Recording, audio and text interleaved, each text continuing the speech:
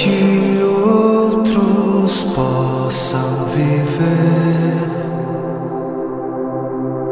Vale a pena morrer para que outros possam viver.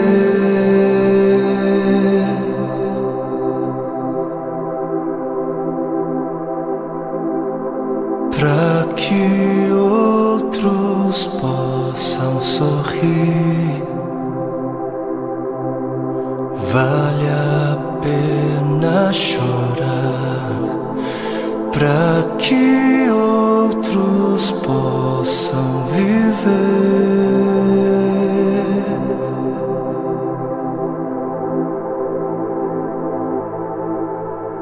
Portanto, visto que temos este ministério pela misericórdia que nos foi dada, não desanimamos.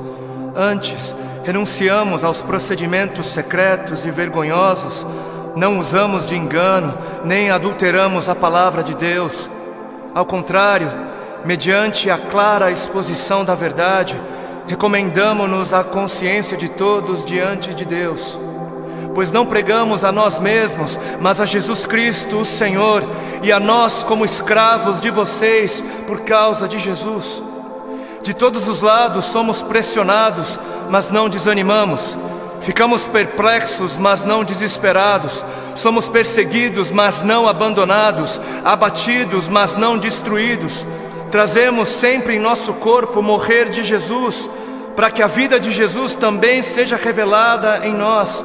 Pois nós que estamos vivos, somos sempre entregues à morte por amor a Jesus, para que a sua vida também se manifeste em nosso corpo, de modo que em nós atua a morte, mas em vocês a vida.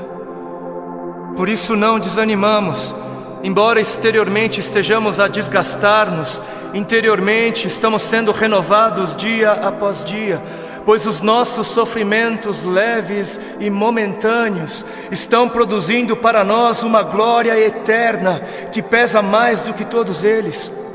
Assim, fixamos os olhos não naquilo que se vê, mas no que não se vê, pois o que se vê é transitório, é passageiro, mas o que não se vê é eterno. Para que outros possam viver, vale a pena morrer. E nas palavras de 2 Coríntios capítulo 4 que nós acabamos de ler, para que outros possam viver, não apenas vale a pena morrer, como deve-se morrer. Deve-se. Para que outros possam viver, deve-se. É necessário morrer. É necessário morrer para que haja vida. Trazendo sempre em nosso corpo o morrer de Jesus, para que a vida de Jesus também seja revelada em nosso corpo. Assim como a semente que não morre não germina, assim como a semente que não morre é incapaz de gerar frutos, aquele que não morre é incapaz de gerar vida, é incapaz. Não fosse o sangue do Cordeiro, não fosse o sangue de todos os mártires que vieram antes de nós, não fossem aqueles que vivem como se não pertencessem a este mundo, não seríamos conhecedores das boas novas da vida, não seríamos. Mas se as coisas são assim, se isso é verdade, se isso reflete a realidade, se o Senhor teve toda a intenção de dizer exatamente o que Ele disse, por que é então que não morremos? Por que é então que o mundo está cansado de ver uma igreja que deveria carregar a mensagem da morte, mas não carrega? Não carrega. E não carrega porque ela mesma recusa-se a morrer. Se a ordem é essa, por que é então que não vemos mais vidas sendo geradas?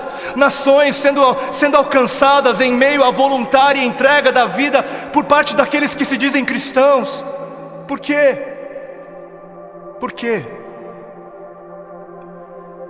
Porque existe algo de muito errado em nosso meio.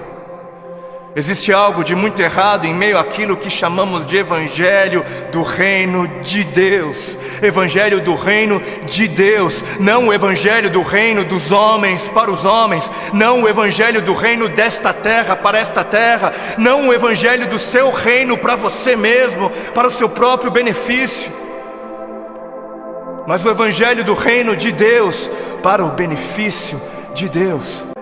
E o povo, por falta de líderes que preguem o que o povo precisa ouvir e não o que o povo quer ouvir, o povo está adorando outros bezerros de ouro. E o grande bezerro de ouro dos nossos dias é a bênção. O grande bezerro de ouro dos nossos dias é a vitória, é a conquista, é o bezerro da prosperidade, é a saúde, é o meu bem-estar, é o meu conforto, é a minha necessidade, é o meu reino, é a minha vida. 7 passos para alcançar a bênção aqui, 40 dias de jejum da vitória ali, 12 maneiras para ser próspero um pouco mais adiante, e 318 formas para você fazer com que Deus faça aquilo que você quer que Ele faça. Não importa se Ele queira fazer ou não, porque afinal o modelo de Jesus, não seja feita a minha vontade, mas a sua, serve para Jesus, serve para o Filho de Deus, não serve para mim, não serve para a igreja. Quantos já foram a alguma campanha que dizia campanha do negue-se a si mesmo, campanha dos 3 passos para morrer, ou a campanha das 7 maneiras de amar ao seu próximo como a si mesmo, campanha de 40 dias de jejum para que eu possa carregar a minha cruz? Não? Nunca foi, por que não? Ora, porque não é isso que é importante. Não é isso. Porque o importante é eu ter o carro do ano.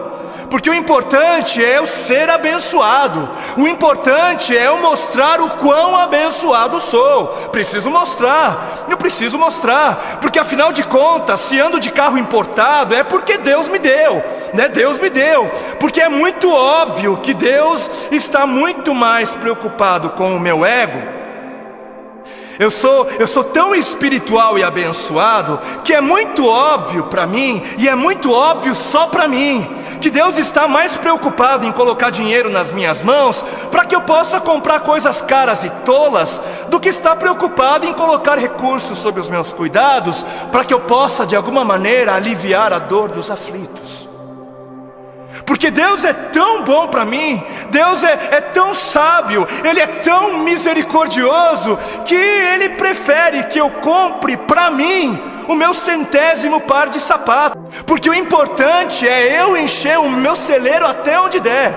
O importante é o meu reino, é a minha justiça. Porque o importante é eu viver como se não houvesse morte.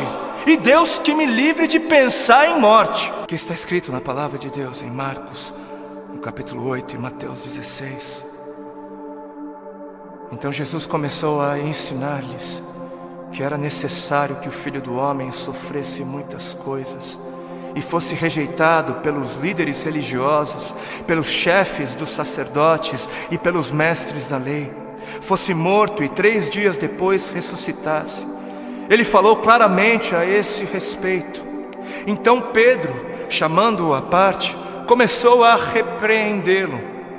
Vejam como desde o início a igreja se escandalizou com a mensagem da morte. Jesus, porém, voltou-se, olhou para os seus discípulos e repreendeu Pedro, dizendo: arreda, Satanás, você não pensa nas coisas de Deus, mas nas coisas dos homens. Você não está de olho no reino de Deus, mas está de olho no reino dos homens. Então ele chamou a multidão e os discípulos e disse: se alguém quer vir após mim, negue-se a si mesmo, tome a sua cruz e siga-me. Se quiser, se alguém quiser. Porquanto quem quiser salvar a sua vida, perdê-la-á. Mas quem perder a vida por minha causa, achá-la-á. Pois o que aproveitará o homem se ganhar o mundo inteiro e perder a sua alma? Ou o que dará o homem em troca da sua alma? Quem fizer de tudo para garantir a sua vida neste mundo, não merecerá a vida no outro. E quem fizer de tudo para garantir a sua vida no outro mundo, perderá a sua vida neste. Perderá o controle da sua vida neste mundo. Quem viver de olho nos tesouros deste mundo, receberá somente aquilo que este mundo é capaz de dar. Mas quem viver com os olhos fixos no tesouro eterno, este receberá, este haverá de receber aquilo que a eternidade tem para dar.